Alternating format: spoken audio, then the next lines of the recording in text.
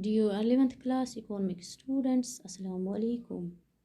In our previous few lectures, we discussed various statistical methods like classification and tabulation that help in summarizing the collected data, reducing the complexity of statistical data, and presenting them in a systematic manner.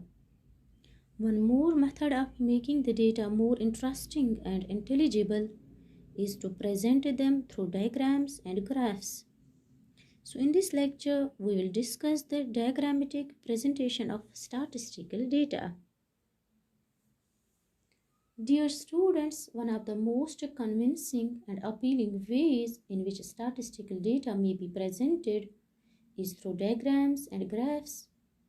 Diagrams are geometrical figures such as lines, circles, bars, etc., which are used to improve the overall data presentation and offer visual assistance for the reader. So, diagrammatic presentation of data is a geometric technique of presenting numerical information through bar diagrams, pie diagrams, histograms, etc. Or in other words, we can say that diagrammatic presentation consists in presenting statistical facts in interesting and attractive geometrical figures like bars, circles, rectangles, etc. We can also define it as the visual form of presentation of data in which facts are highlighted in the language of diagrams. Dear students, the special feature of diagrams and graphs is that they do away with figures altogether and present dry and uninteresting statistical facts in the shape of attractive and appealing pictures and charts. Now, the significance of diagrammatic data presentation. Diagrams and graphs are extremely useful on the basis of various reasons. Firstly, diagrams give a more attractive presentation of data. It means that the data presented in the form of diagrams are able to attract the attention of even a common man. Presentation of data with the help of diagrams makes it easier for everybody to understand and grasp the statistics behind the data presentation. Secondly, diagrams create more stable effects on the minds of the readers. It means that the impression created by a diagram or a picture is likely to last longer in the mind than those created by figures presented through tabular form. As the diagrams are very catching, this is the reason why newspapers and magazines use them frequently to explain certain facts.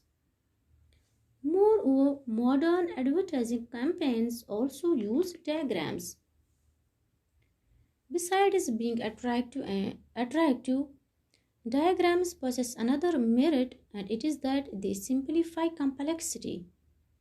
With the help of diagrams, we can represent a large volume of complex data in a simplified and intelligible form. If we draw diagrams on the basis of the data collected, they will easily be understood and appreciated by all. Students, diagrams are useful in making comparisons. It becomes easier to compare two sets of data visually by presenting them through diagrams. Moreover, it is with the help of diagrams that we can save time and labor. Since little efforts are necessary in understanding diagrams, they save a considerable amount of time and energy which is otherwise needed in drawing inferences from a set of figures. Diagrams give conclusions at a glance of the data, and no or little mental efforts are needed for the purpose. One more merit of diagrams is that they give more information. They not only depict the characteristics of data, but also bring out other hidden facts and relations which are not possible from the classified and tabulated data. And lastly, Diagrams have universal utility. Almost all fields of study, like business, economics, science, engineering, etc., almost all such fields of study make the use of diagrams across the world. Now, coming to the general rules for constructing diagrams.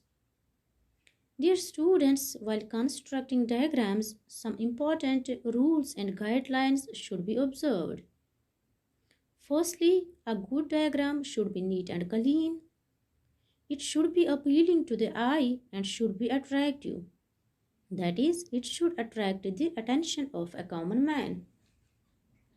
Second important point which we should keep in mind while constructing a diagram is that every diagram must be given a suitable title. The title should convey in as few words as possible the main theme that the diagram intends to portray. Generally, the title is given at the top of the diagram, though at times it is given at the bottom. Dear students, a proper proportion between the height and width of the diagram should be maintained. If either the height and width of the diagram is too short or too long in proportion, the diagram would give an ugly look. So it is necessary to maintain a proper proportion between the height of a diagram and its width. Dear students, the size of the diagrams should match the size of the paper. Moreover, the size of a diagram should be such that all the important characteristics of the data are properly emphasized and can be understood by a look at the diagram.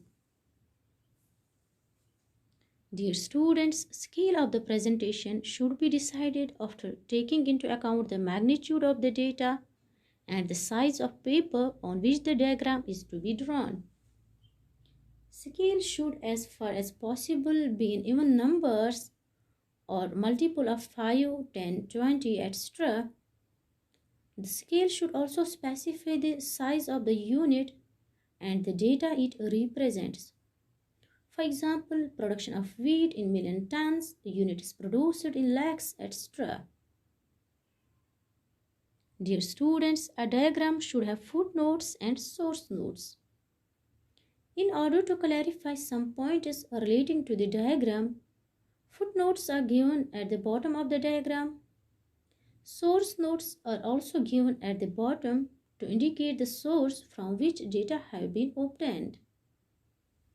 Index explaining different types of lines or colors or shades should be given in the diagram so that its content can be easily understood and the reader can easily make out the meaning of the diagram.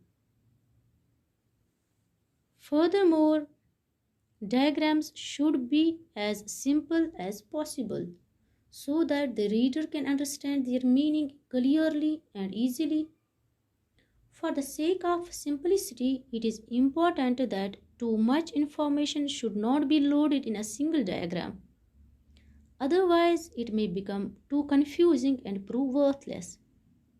If the data are voluminous, that is too lengthy or too much, 2 or more diagrams should be prepared, each depicting some identified characteristic. This will do away with the confusion that is created if the entire data with all the characteristics are shown in just one complex diagram. The last and probably the most important point is the selection of the proper diagram to present a set of figures. Students, all types of diagrams are not suitable for all types of data.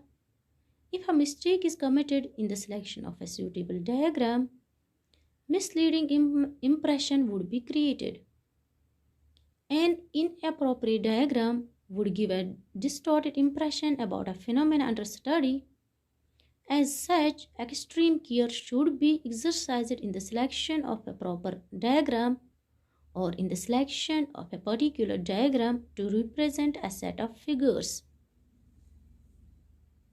Now lastly, coming to the types of diagrammatic presentation. Dear students, there are different kinds of diagrams in general use. Amongst them, the significant ones are firstly geometric diagrams, second frequency diagrams, and the third important type is arithmetic line graphs, which are also known as time series graphs. Dear students, geometric diagrams are then further classified into bar diagrams and pie diagrams. Among frequency diagrams, we have to study histograms, frequency polygon, and Augy curve, which is also known as frequency curve. We will discuss them one by one in detail in coming lectures. Thank you.